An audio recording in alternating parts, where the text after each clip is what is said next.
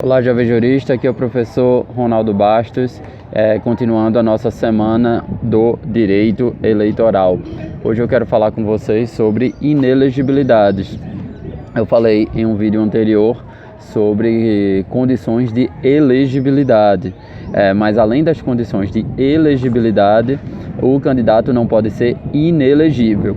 A Constituição traz algumas das condições de inelegibilidade, mas também muitas outras condições estão na Lei Complementar 64, que, digamos assim, regulamenta um parágrafo lá do artigo 14 da Constituição, quando dispõe sobre inelegibilidades. Vou falar de algumas inelegibilidades que estão previstas na Constituição.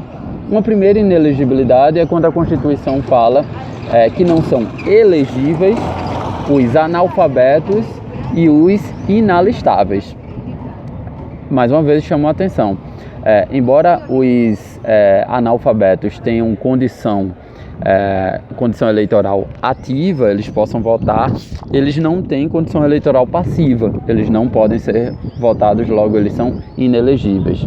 Quem são os inalistáveis? De um lado, os estrangeiros, não possuem direitos políticos, logo, se eles não podem se alistar eleitoralmente, eles não podem ser candidatos, logo não têm capacidade eleitoral passiva, e os conscritos, né? Aqueles que estão durante o serviço militar obrigatório. Essa é uma primeira causa de inelegibilidade. Uma outra causa de inelegibilidade é uma reeleição para um terceiro mandato dos membros do Poder Executivo, dos chefes do Poder Executivo, prefeitos, governadores e presidentes da República.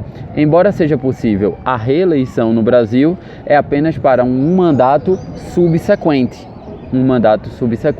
Não é possível um terceiro mandato subsequente. O sujeito se elege, o sujeito pode se reeleger, mas não pode se reeleger para um terceiro mandato em sequência.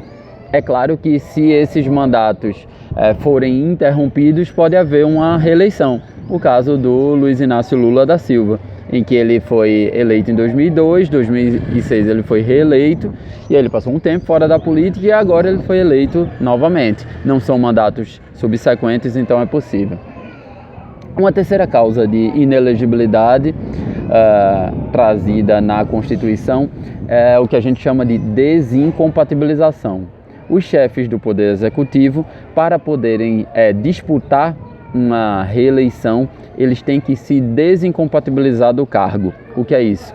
6 meses antes do pleito, eles têm que renunciar. 6 meses antes do pleito, ele tem que renunciar.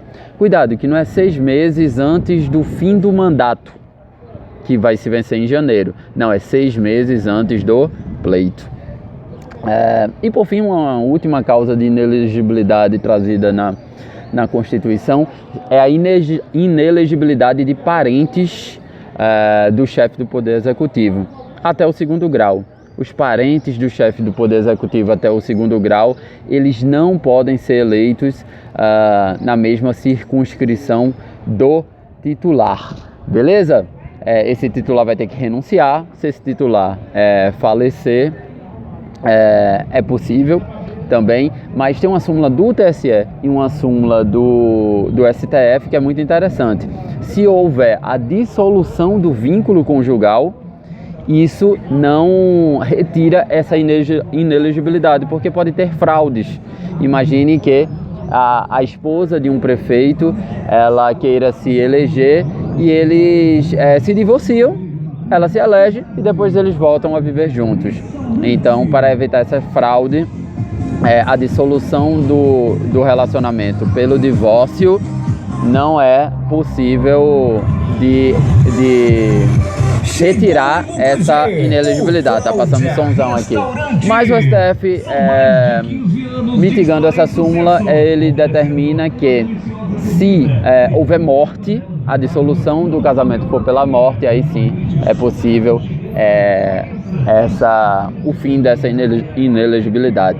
Beleza? Outra exceção também no que respeita aos parentes.